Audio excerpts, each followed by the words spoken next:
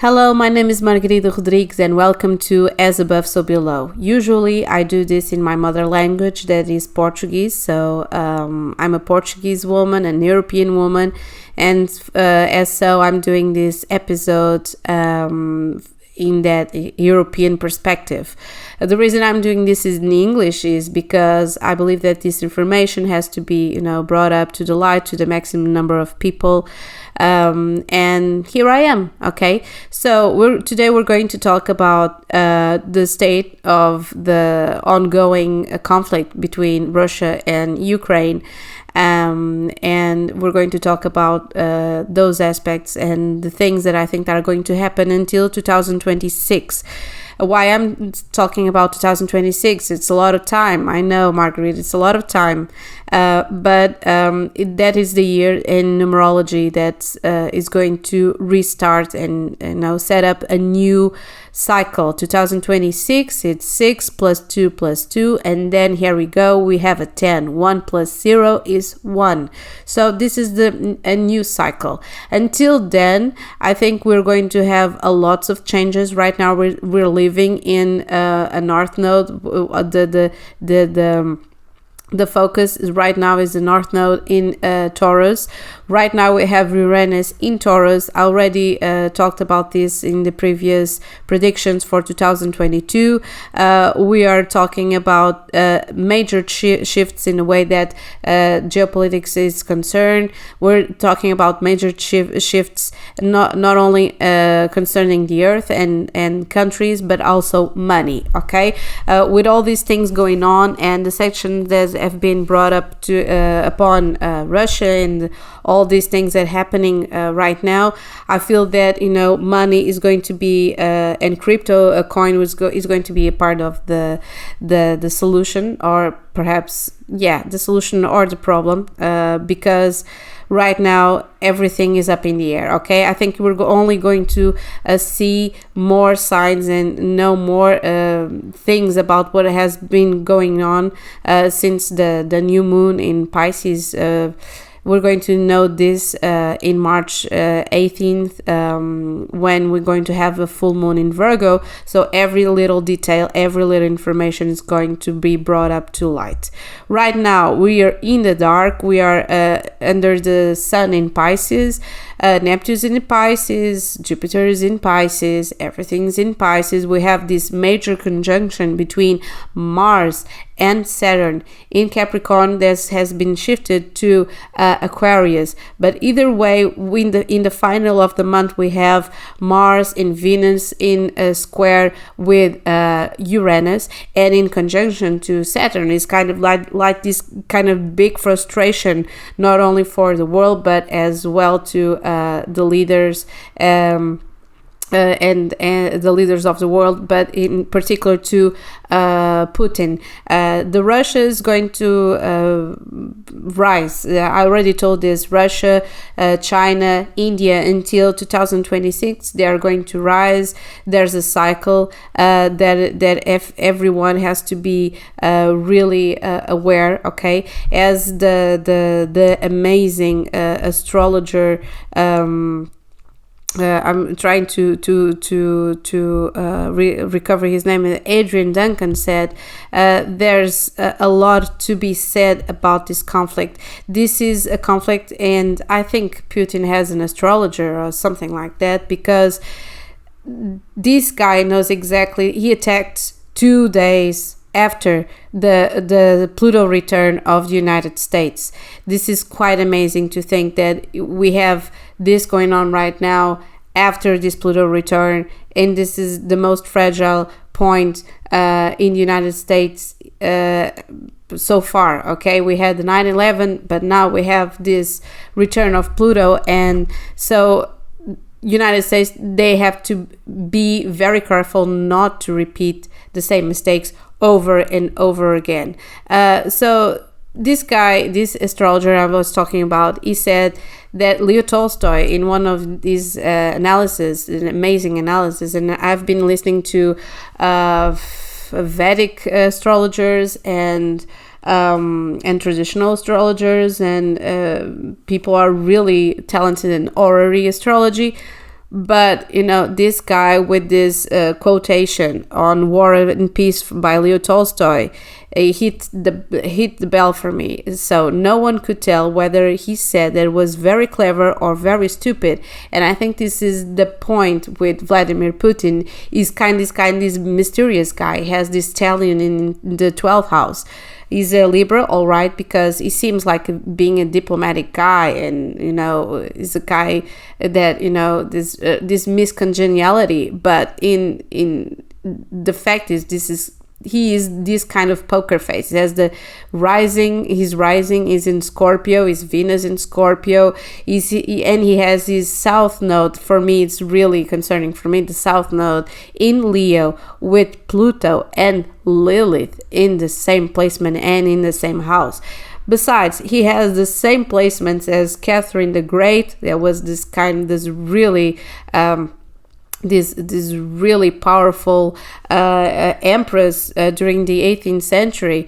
If you've never seen anything about Catherine the Great, I suggest you see this kind of really cheesy soap opera miniseries about her with Catherine Zeta-Jones in the main part. So this is kind of the suggestion.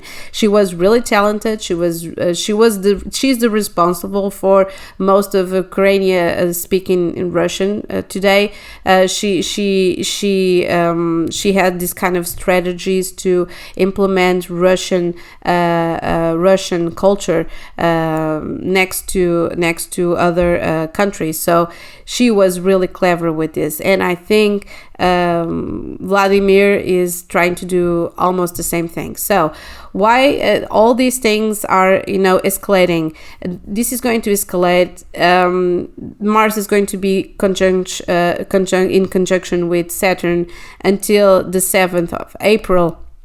After that, we're going to be in Aries season. Aries is ruled by Mars, and Mars is this kind of really bellic and aggressive energy that we have going on during the springtime. And it's not only Venus is going to be in Mars. Venus is going to be in Aries. Mars is going to be in Aries. This is until August, and then we're going to have the eclipses making a conjunction with North Node in Taurus in October and November. So for me, everything can happen. And because Uranus, that's the planet that rules revolutions and aggressive changes and technology, for me, this kind of usage that we are so afraid of, nuclear bombs and chemical weapons, for me, everything is possible. But this is not going to last forever. That's what I'm talking about. This thing is not going to happen forever. And what I feel is that Putin was not expecting Zelensky to be as forceful as he's being playing to be. So he's a really talented guy. He has his South Node in Aries, so this guy is prepared to die for his country.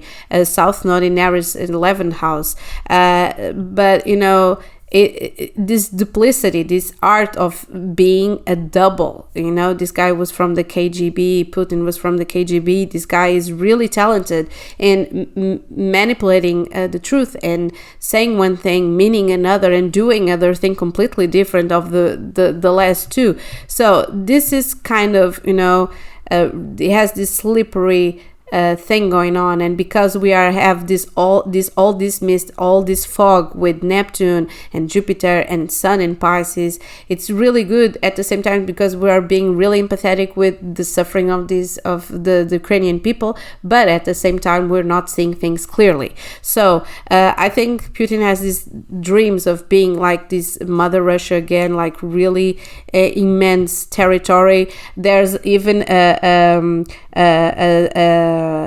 theory, a really worrying theory that says that the favorite book of this guy is one written about the third empire, is called Utopia, by Mikhail Yuriev, and projects that in 2053 the third empire will be the Russia until Portugal. So as you see, as a Portuguese woman, this is for me, this is quite concerning. This was written by a former Duma representative, and this guy, you know, I don't know. He's an Aries. He's I don't know, with this bellicist vision of the world. We are all different. We don't need to be under the same empire. So this is completely ludicrous and bonkers. And for me, this is not going, and all these things are not going to last forever. Rest assured, let us see what NATO and what the United States are going to do during the next years, because Putin right now is being really beneficiated with the transits that are going on, like Jupiter being in 10th May in Aries. Putin has the same placement, Russia has the same placement, so it's getting stronger and stronger. This progressed sun from 2024 until 2025. So this but this guy is going to have a backlash, because the sanctions are all going to be imposed. There's not going to be there's not going to be enough endurance for this, but he's not going to stop. Even so, he's not going to stop. So he's going to continue and continue and continue. There's a parallel of so many things that happened during the First World War and Second World War, and all the things that happened. But this guy is going to be unstoppable until 2025. What's going to happen in 2025? What happens then? Saturn is going to change. Pluto is going to be in Aquarius. Is going to be a revolution. So I think that by that time there's going to be a revolution, and because there are these really specific transits that I've been working about and studying, Saturn conjunct Neptune, it's in this position, this transit is in this position, specific position, from 36 years to 36 years, and every 35 years that this happened, there's always been revolutions in Russia. There's been the 1917 Russian Revolution, Stalin's death in 1953, the Soviet dissolution 1989. So 35 years from now, 36, it's 2025, and I believe that from 2025, the summer of 2025 until 2026, there is going to be this major happening, and I think it's going to come from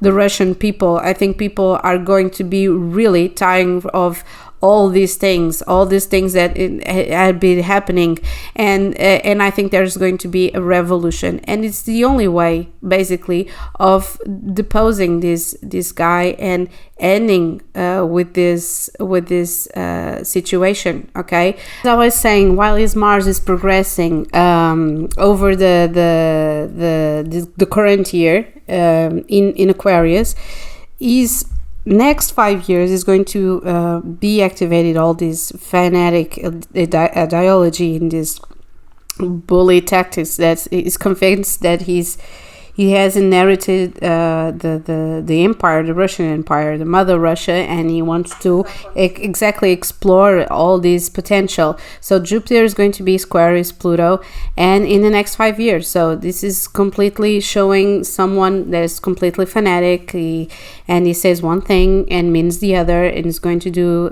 completely the opposite. So he's not receptive to talking to anybody. So unless this will be Steven Seagal, I don't know, I'm just joking, but his guy, he feels he has something to fulfill, he has his destiny to fulfill, but this is not going to be forever, because in 2026 his Mars is going to jump over his 8th house moon, and I think he's going to try to control something he can't control. And Uranus is going to conjunct his 8th house moon as well. So this means, all this being said, this means it's going to be like this really quick ending, and I hope it doesn't end with his death, because I think Russia has to show that they are not like him. They can depose his president and can bring him to an international